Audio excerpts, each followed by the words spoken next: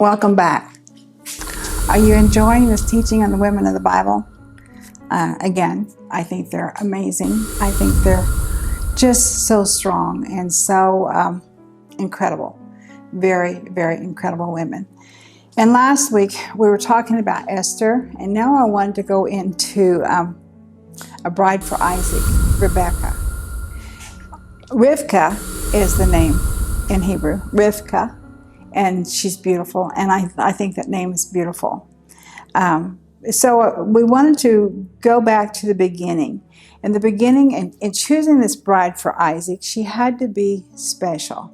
Now, Sarah has passed away, and Abram decides it's time to get a bride for Isaac. And so he calls his best servant in, Eliezer, and says, I want you to go to the Canaanite. I want you to go to Haran, where I came from. Don't choose a bride for him from the Canaanites. Go to Haran and get a bride from my family.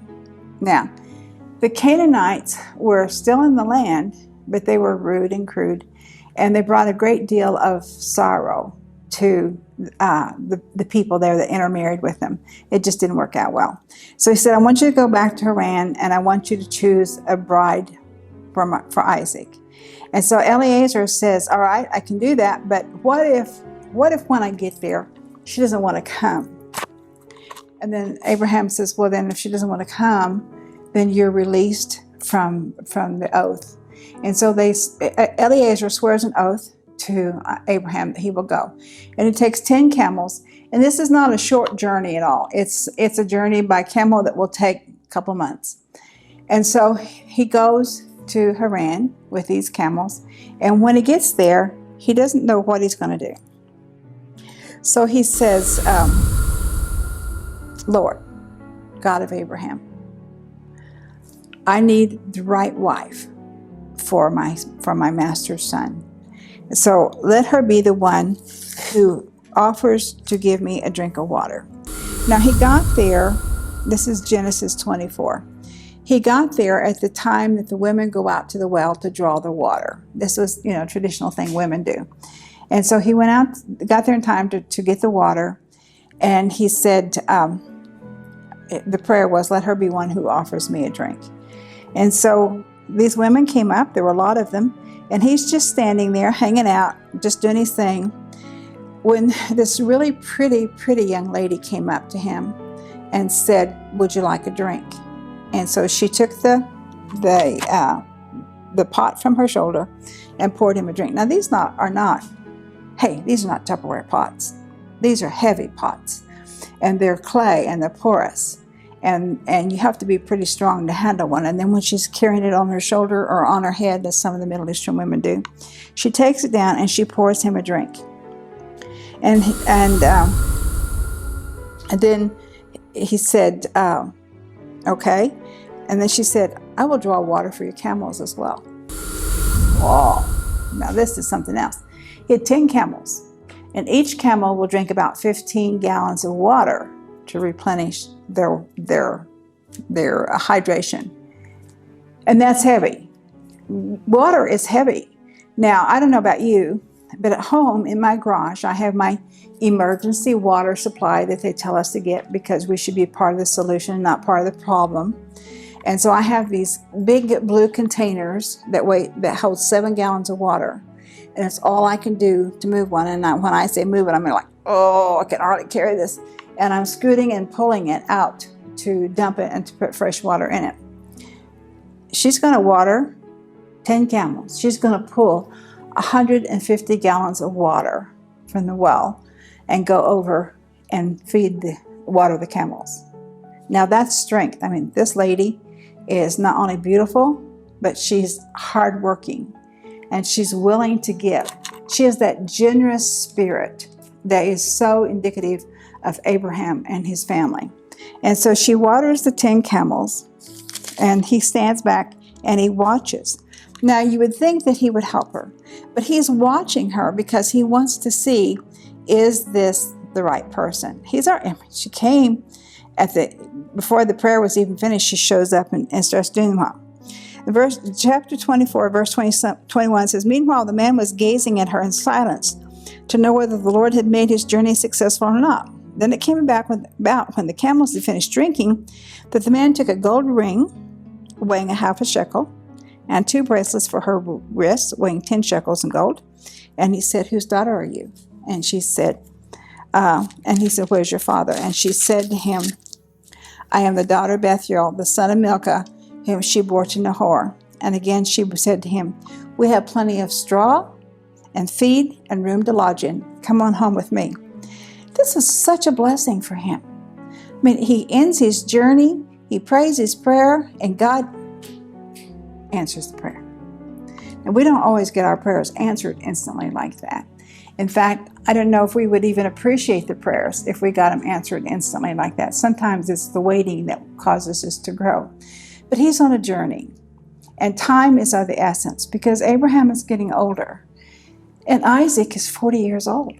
And he needs to get back to Dodge, get this bride back to him. So, yeah. And he said, "Blessed be the Lord, the God of my master Abraham, who has not forsaken his loving kindness and his truth toward my master. As for me, the Lord has guided me in the way to the house of my master's brothers." He said, okay, God's on this. He's guided me here, and I'm really glad that he has. And so he goes to the house of her family. And verse 32 says, "The man entered the house. Then Laban unloaded the camels, and he gave straw and feed to the camels and water to wash his feet and the feet of the men who were with him." So Laban is her brother, and he sees, hey, this is a good thing. And so he does this stuff. He washes his feet and the feet of the men, and he's being very generous and very giving, probably hoping that he will get some of this gold as well. And so in verse 36 says, "Now Sarah, my master's wife, bore a son to my master in her old age, and he has given him all that he has." He's wealthy. "And my master made me swear, saying, You shall not take a wife from my son from the daughters of the Canaanites in whose land I live, but you shall go to my father's house, to my relatives, to get the bride." So he tells the story. And then we go on down, and she says who she is. Then verse 50 says, "Then Laban and Bethuel answered and said, The matter comes from the Lord, so we cannot speak to you bad or good. Behold, Rebekah is before you. Take her and go, and let her be the wife of your master's son, as the Lord has spoken."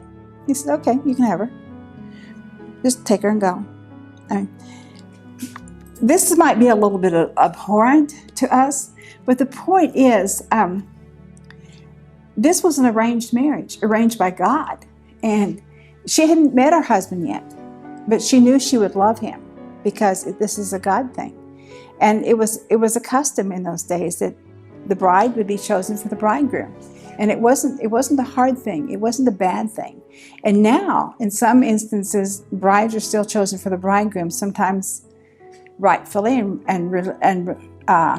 rightfully so, and sometimes not so rightfully so. Anyhow, so she says, yeah, she will go. And then they said to him, well, can we wait 10 days? Can we have her for 10 days more? And he said, no, we're going now. We're leaving in the morning. And so they said, will you go? And she said, I will go. Verse 59, thus they sent away their sister Rebekah and her nurse with Abraham's servant and his men. And they blessed Rebekah and said to her, may you, our sister, become thousands of 10,000s, and may your descendants possess the gate of those who hate them. Then Rebekah arose with her maids, and they mounted the camels and followed the man. So the servant took Rebekah and departed. And then verse 63, and Isaac went out to meditate in the field toward evening, and he lifted up his eyes and looked, and behold, camels were coming. Here comes the bride. And she said to the servant, who is that man walking in the field toward us? And the servant said, he is my master. Then she took her veil and covered her face.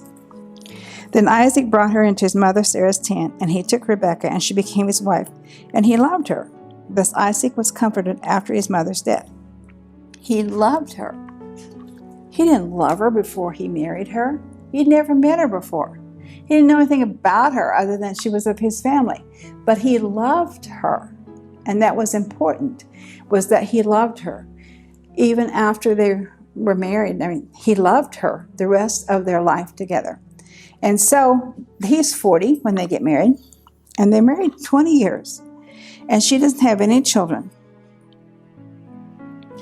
She's barren. And then they decide that he prays, asks God to open her womb, and he does. And in Genesis, lost myself here, 26, verse 23. The children are struggling within her womb. She's having a lot of misery carrying these babies. And she doesn't know what it is. Remember, there's no ultrasound, no way to know what's going on in there. And so she doesn't know what to do. So she goes and she says to the Lord, what's the deal here? And he says in verse 23, 2 nations are in your womb, and 2 people shall be separated from your body.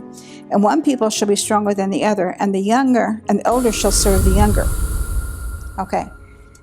Normally, the man would have done this. The man, after all, it was Isaac who asked for her to be able to conceive. It was Isaac that asked God to open her womb, and it was Isaac who's the strong leadership here. But Isaac is a quiet man, and she is more gregarious and outgoing. And so she decided just to go ask God. It's okay, go ask God. And she asked God, but then when God told her, she kept it quiet. She kept it like a secret unto herself. And the reason she did this was she didn't want to put her husband down in any way. And to go to him, she felt like to go to him was to say, well, I asked God and God told me. Sometimes it doesn't go over real well, does it? But so what she did was she asked God. God told her 2 nations are in your womb, and the older will serve the younger.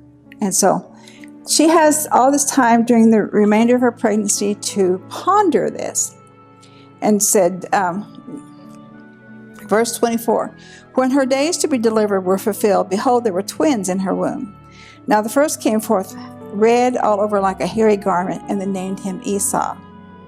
And afterward his brother came forth with his hand, holding on to Esau's heel. So his name was called Jacob, and Isaac was 60 years old when she gave birth to them.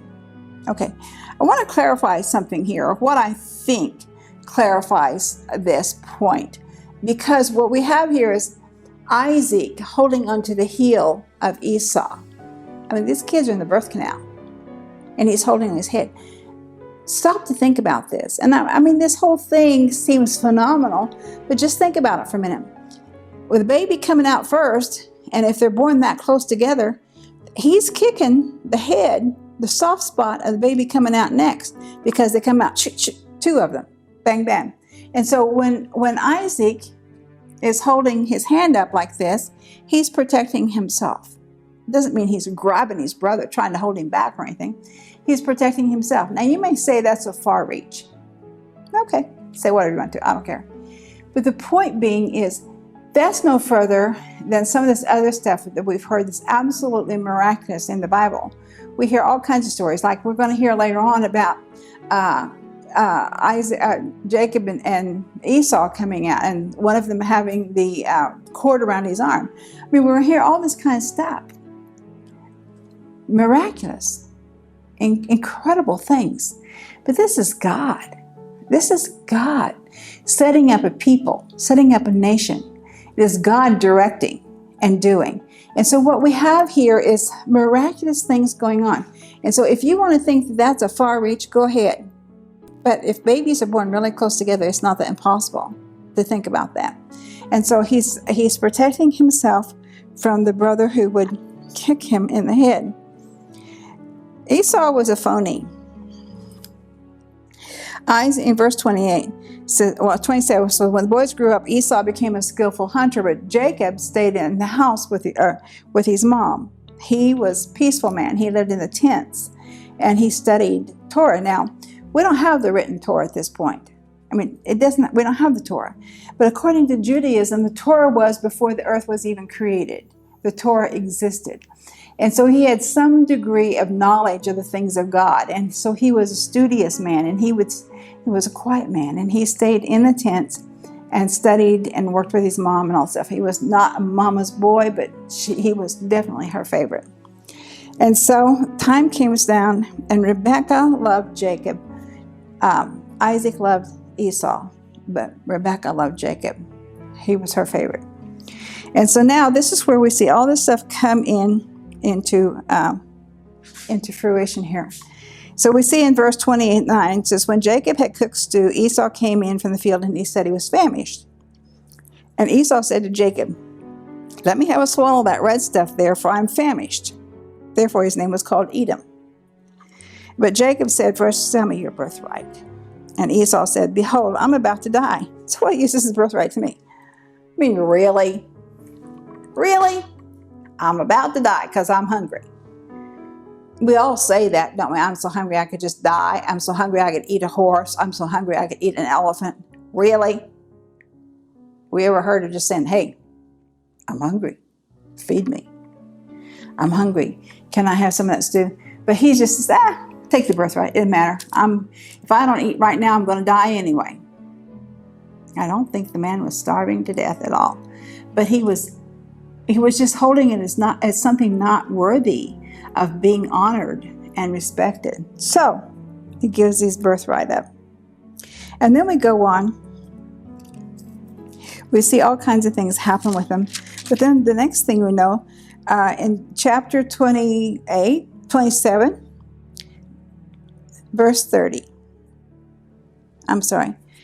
Chapter 27, verse 18. What we see here is Isaac is really, really old. And he thinks he's going to die. Plus, his vision is bad. It's really bad. Now, there's all kinds of reasons for this vision to be bad. And a lot of it is back to Mishnah again. And when Abraham offered up Isaac, according to Mishnah, the angels in heaven wept. And when Isaac looked up, their tears fell into his eyes and weakened his eyes. Do with that what you want to. Okay? So anyhow, he's old and his vision is very, very bad. And they didn't have vision source on the corner. So he couldn't see very well. And so he decides he's going to die because he's old.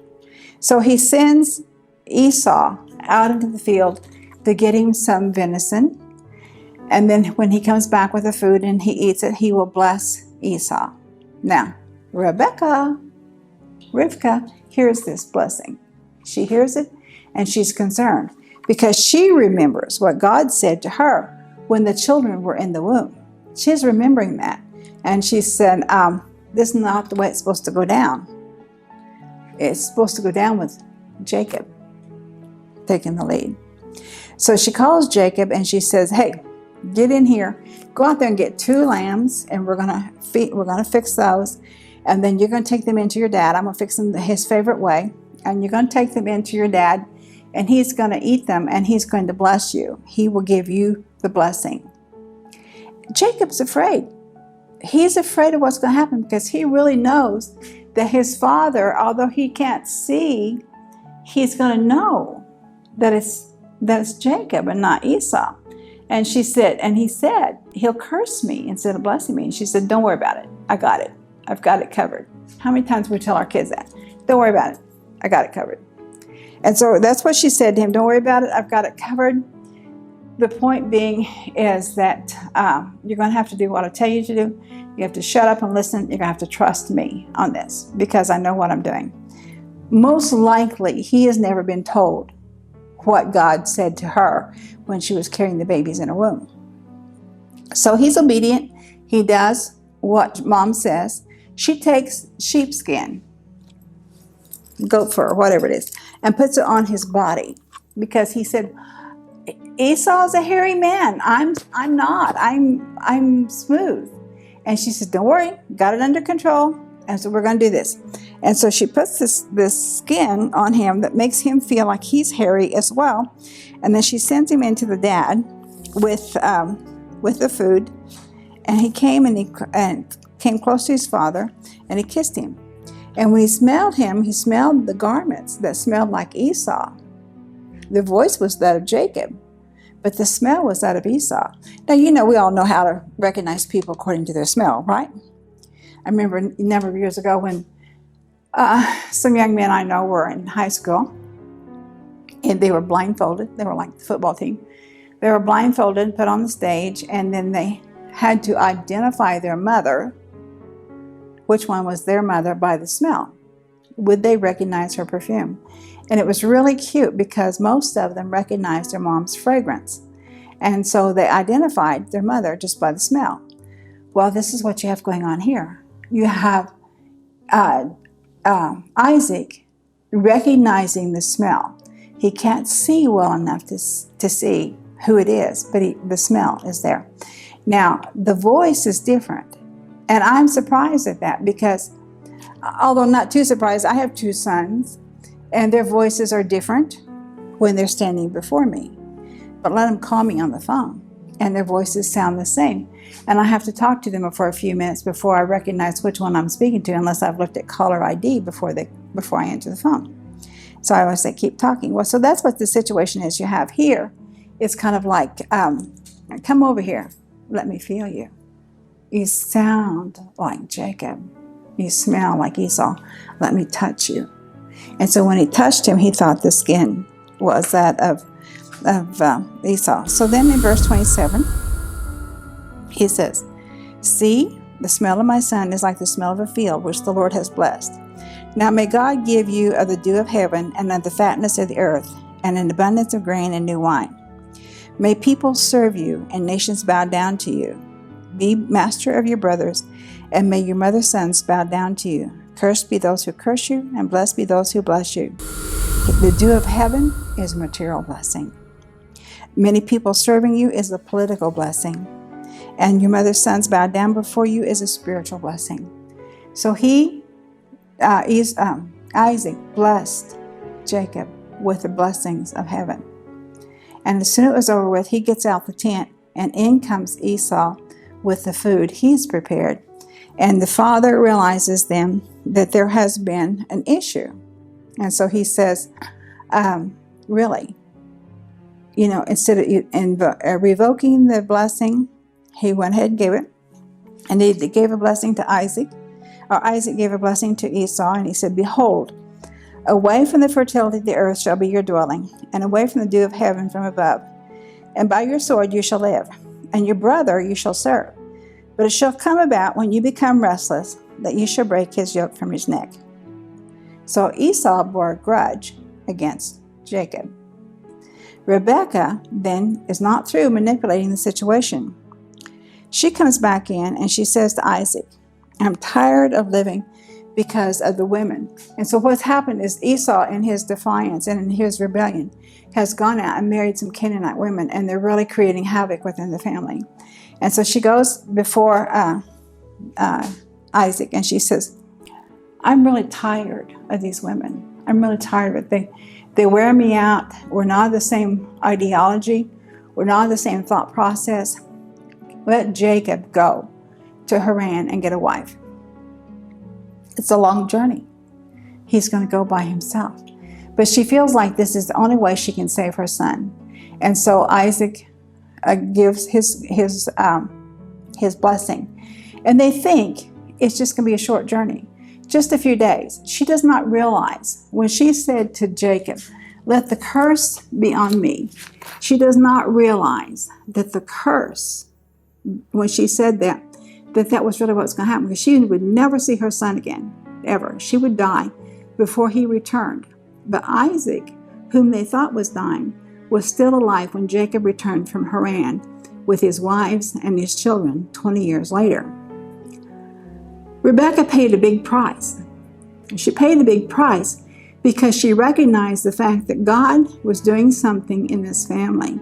This was the lineage that all the tribes of Israel would come from. And she knew that she had to take things into her own hands and make them happen. It's not something I think that most of us plan on doing. I think it's something that happens. It's something that we women, we do, and then we beat ourselves up. We question, did I do the right thing? We question ourselves over and over and over again. And finally, we have to come to grips with the fact that we did what we thought was right at the time. That's what she did. The price was high. It was a price that she paid for loving her son, loving her people, and loving her God. It was a big price. But she was willing to pay it, even though she didn't know at the time that she was going to pay it. She was willing to do because she remembered what God had said to her. The older will serve the younger, and this is the only way that she knew to make it happen. So we have sat in judgment of Jacob for years as being the supplanter because he grabbed his brother's heel but protected his own head. And we have blamed him for getting the blessing, but it wasn't him who got it. It was Mom. Mom who did it. Mom who manipulated it. Mom who made everything happen. And so it was he, Jacob, who has, I believe, been given the wrong label. And I think it was Rebecca that had to pay the heavy price. But in the end, it turned out for everybody as it should. And so I'm going to end the teaching there. We're out of time.